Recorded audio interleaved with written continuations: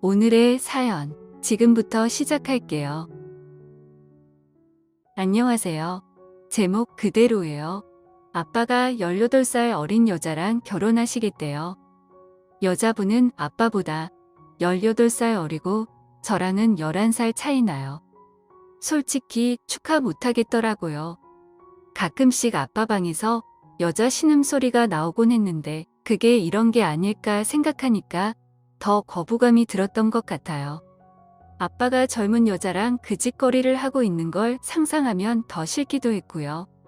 저랑 비슷한 나이인 여자의 두 다리를 잡고 흔들고 있을 걸 상상하면 저는 개인적으로 별로였습니다. 게다가 그런 아저씨한테 이리저리 몸을 주고 있는 여자도 이해가 안 되기도 했고요. 결혼하실 거면 나이 맞는 분이랑 결혼하시지, 거의 20살 차이 나는 딸뻘인 여자랑. 근데 심지어 여기서 끝이 아니라 6월에 결혼하실 거라고 올봄 중에 제가 집에서 나가줬으면 좋겠다고 하셨어요. 너무 갑작스럽고 황당하더라고요. 올해 대학교 3학년이라 취직은커녕 아직 졸업도 못했고 아빠가 여자애가 무슨 알바냐며 알바도 못하게 하신 데다 어린애가 무슨 돈 관리를 제대로 하겠냐며 현금 용돈은 월 10만 원으로 최소한만 주시고 지금껏 카드 쓰게 하셔서 모아놓은 돈도 없는데 말이에요. 모아놓은 돈도 없는데 너무 막막하다고 하니 너 주려고 만들어 놓은 1,000만 원짜리 통장 있으니 그거 주겠다고 성인이니 자립할 때도 되지 않았냐고 하시더라고요.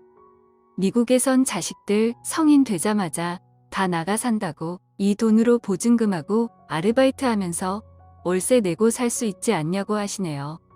너무 서러워서 사람 많은 레스토랑에서 엉엉 울었어요. 사람들 다 쳐다봐서 너무 창피한데 눈물이 멈추지 않더라고요. 저한테 아빠는 소중한 가족이었는데 아빠는 아니었구나. 하루라도 빨리 내보내고 싶은 귀찮은 걸림돌이었구나 싶더라고요. 그럼 돈이라도 모아놨을 텐데요. 부모님은 저 8살 때 이혼하셨어요. 아빠는 의무 지급해야 하는 양육비인 월 110만 원만 매달 보내셨고 엄마가 홀로 저를 키워주셨죠.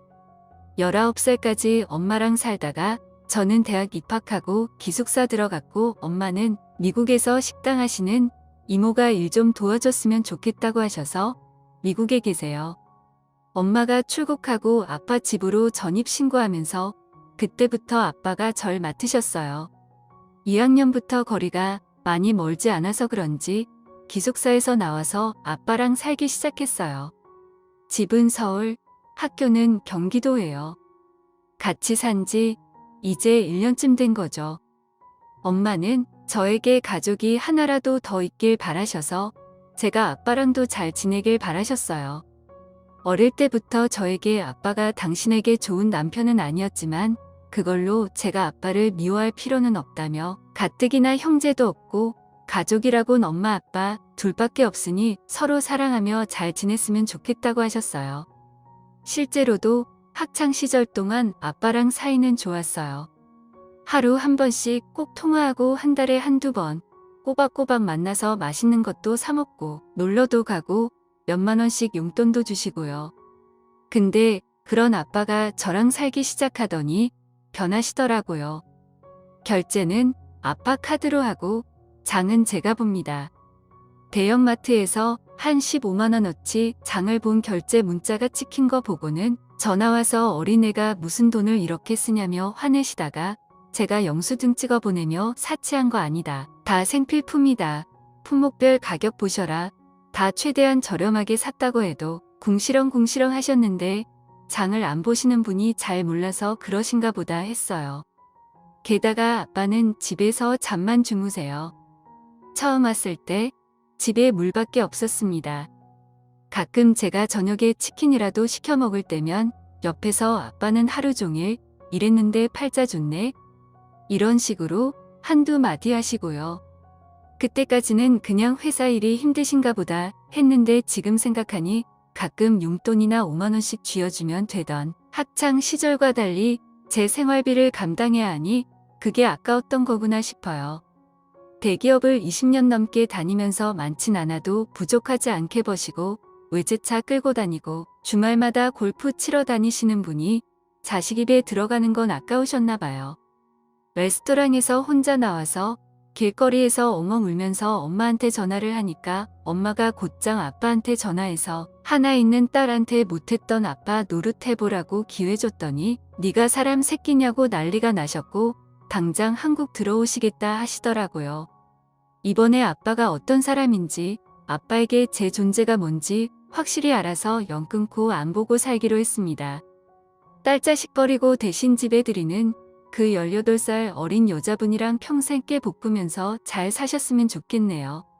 엄마 귀국하시고 집 구하는 대로 엄마랑 같이 살기로 해서 당장 필요 없는 짐부터 조금씩 정리 중인데 아빠가 방금 박스 테이프 던져주고 가셨거든요.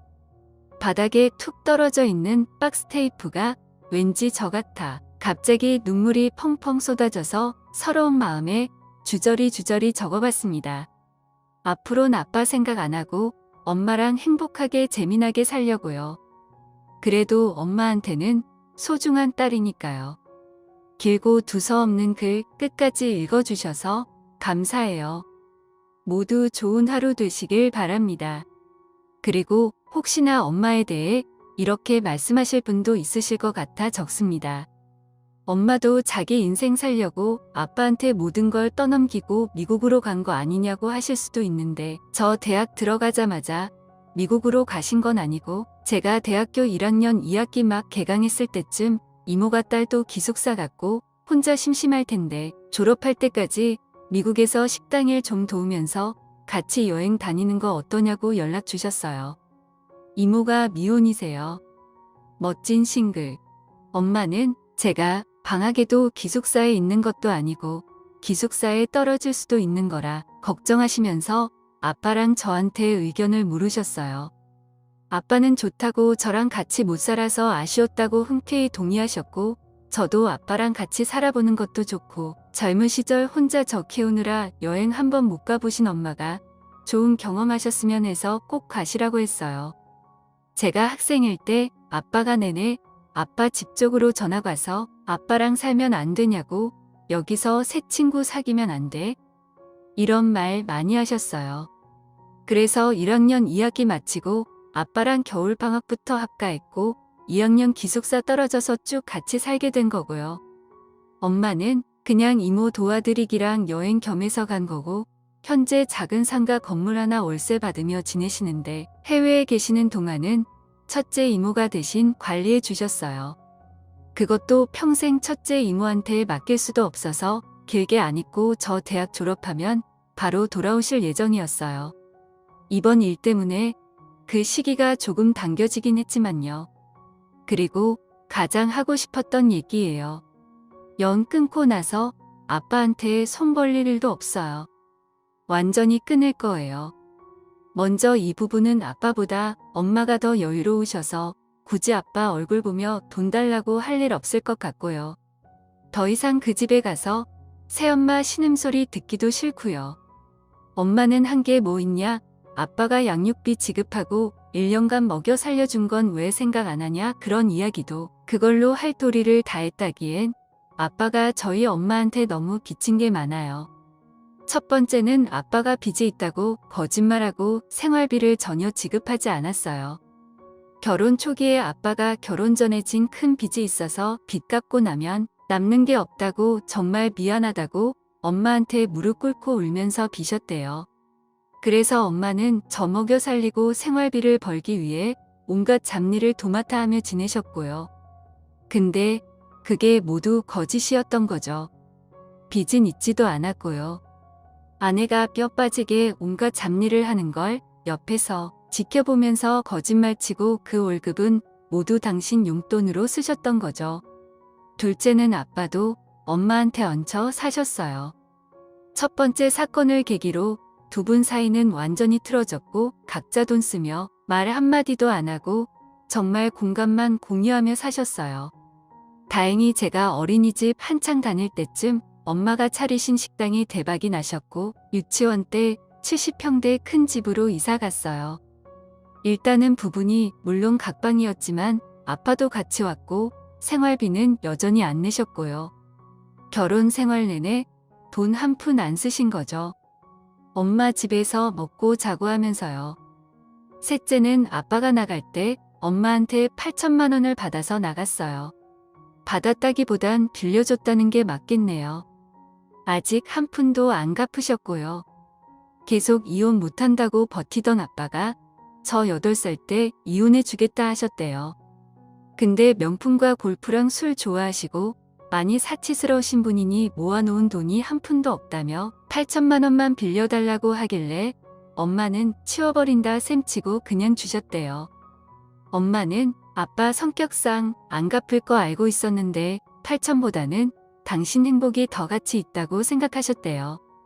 근데 이번에 완전 열받으셔서 지난 15년치 이자 다 쳐서 반드시 받아내겠다고 하시네요.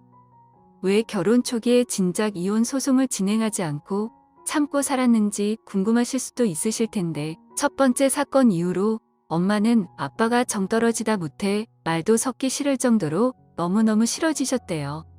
소송을 하면 어떤 방향으로든 논쟁을 위해 말도 섞어야 하고 계속 마주쳐야 하는데 너무 끔찍하고 싫어서 그냥 방 한켠 손에 보자 싶으셨대요. 큰 평수로 이사 간 것도 서로 끝방 쓰면서 최대한 얼굴 안 보고 지내려는 이유였고요. 지난 1년간 제가 쓴 돈이 절대 많지 않아요. 카드 내역 15,000원 이상만 찍히면 전화와서 품목이랑 굳이 그걸 사야 하는 이유를 캐물으셔서 눈치 보여서 거의 못 썼거든요. 11년간 지급한 양육비도 지금까지 지급한 줄 아시는 분들 있으실 텐데 아닙니다. 19살까지만 보내셨어요. 그 돈 포함 아빠가 평생 저한테 쓴 모든 돈을 다 합쳐도 결혼 생활 내내 체불한 생활비랑 양육비, 엄마한테 몇 년간 얹혀 산 주거비와 식비, 엄마한테 빌려간 8천보다 절대 많지 않습니다. 대학 등록금은 아빠 회사에서 전액 지원되고요.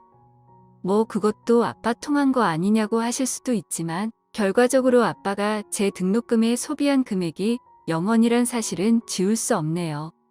저는 친자식 관계와 대학생 신분으로 1년 얹혔지만 성인이다 못해 번듯한 대기업 다니던 아버지는 자신의 잘못으로 관계 파탄난 아내의 집에 몇 년을 얹혀 살며 엄마가 해놓은 음식 빼먹고 좋은 집 산다고 친구들한테 자랑하고 사신 거 생각하면 1년 얹혀 산 게 과하다는 생각은 전혀 안 드네요. 이혼하는 날 그동안 미안했다고 하는 아빠한테 엄마는 어차피 우리 둘은 끝난 사이니 저한테 대신 갚으라고 하셨고 잘하겠다고 하셨는데 결국 이렇게 됐네요. 역시 사람은 안 변하나 봐요. 이렇게 돼서 아쉽지만 어차피 이제 남남 됐으니 전 저랑 엄마 챙기면서 잘 살려고요. 엄마랑 오랜만에 맛있는 거나 먹으러 가야겠어요. 오늘 준비한 사연은 여기까지입니다. 이야기 재밌게 들으셨다면 좋아요 한 번씩 부탁드리고요. 오늘도 좋은 하루 되세요.